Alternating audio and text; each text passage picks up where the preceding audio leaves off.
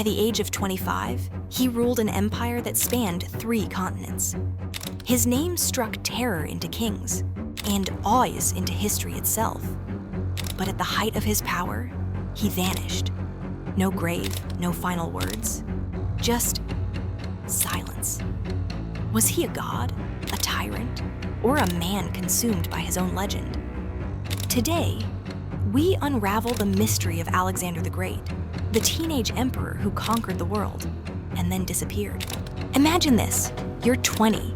Your father's just been assassinated. Rebellions are erupting, armies surround you. But instead of crumbling, you crush your enemies, unite an entire kingdom, and then set your sights on the world.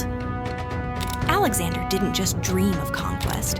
By 25, he'd toppled the Persian Empire, marched into Egypt as a living god, and led his army to the edge of India, where no Greek had ever dared to tread.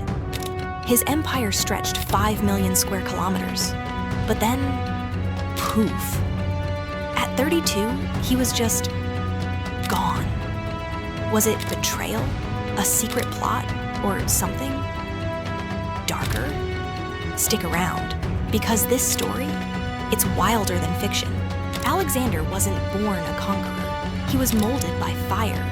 Son of King Philip II, he was taught by Aristotle, yes, that Aristotle, to think like a philosopher, but fight like a demon. At 16, he tamed a horse so wild, his father said, "My boy, you must find a kingdom big enough for your ambitions." Spoiler, he did. But then, tragedy, Philip's murdered. At 20, Alexander inherits a kingdom on the brink of collapse. Does he panic? No. He burns Thebes to the ground, silences his enemies, and sets his eyes on Persia. Alexander didn't just attack empires, he annihilated them. With 40,000 men, he marched into Persia. But Persia wasn't just any enemy. This was the largest empire the world had ever seen, stretching from Turkey to India. And Emperor Darius III?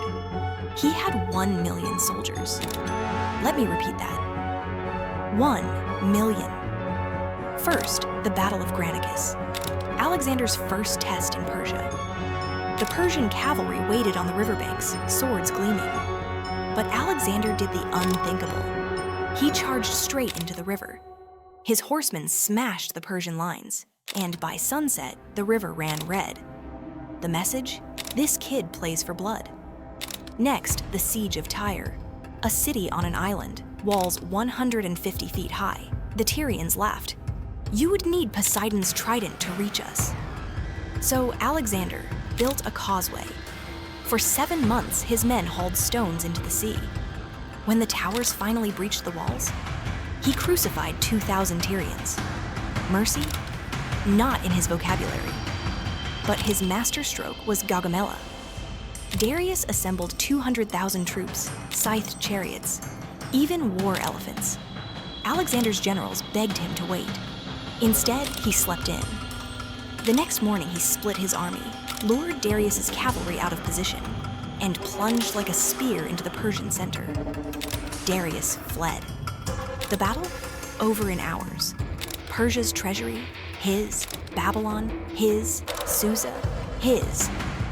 By 25, he was richer than any human alive. But Alexander wasn't done. He marched into Egypt, and they crowned him Pharaoh. Not a conqueror, a god. Then he founded Alexandria, a city that would become the beating heart of knowledge, and his eternal trophy. And let's not forget the Gordian knot. A prophecy said whoever untied it would rule Asia. Alexander? He slashed it with his sword. Classic Alex. Why play by rules when you can rewrite them? But Alexander's hunger wasn't satisfied. He wanted India, a land of monsoons, war elephants, and kingdoms fiercer than Persia. At the Hydaspes River, he faced King Porus, a giant of a man, riding an elephant with 50,000 troops.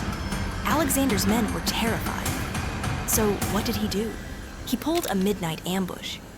While Porus's elephants stampeded in the storm, Alexander's cavalry flanked them. The battle was brutal, but Porus surrendered. Impressed by his courage, Alexander asked, "How should I treat you?" Porus growled. Like a king. And Alexander? He gave Porus back his kingdom, a rare moment of respect. But after 8 years and 11,000 miles, his army snapped. At the Hyphasis River, they refused to go further.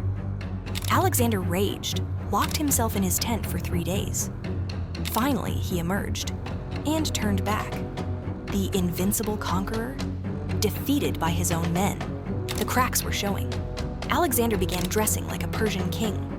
He forced his men to prostrate before him. Then he married Roxana, a Sogdian princess, to unite cultures. His generals? Furious. Was this the same boy who charged into Granicus? Or a tyrant drunk on power? And then, Babylon. After a drunken feast, Alexander collapsed. Fever, delirium. For 10 days, he writhed in agony. His men lined up to say goodbye. The God King, reduced to a sweating, shivering corpse. At 32, he was gone. But how? Alexander changed the world, but left no heir, no grave. Just a question. What if? What if he'd lived? Would Rome exist? Would we? He proved a single person can alter history's course. But at what cost? Maybe that's why we're still obsessed. 2,300 years later, with the boy king who dared to conquer. Even death itself. If you're obsessed with mysteries like this, smash that like button, subscribe, and tell me in the comments, what killed Alexander? And don't forget, history's greatest secrets, they're always one click away.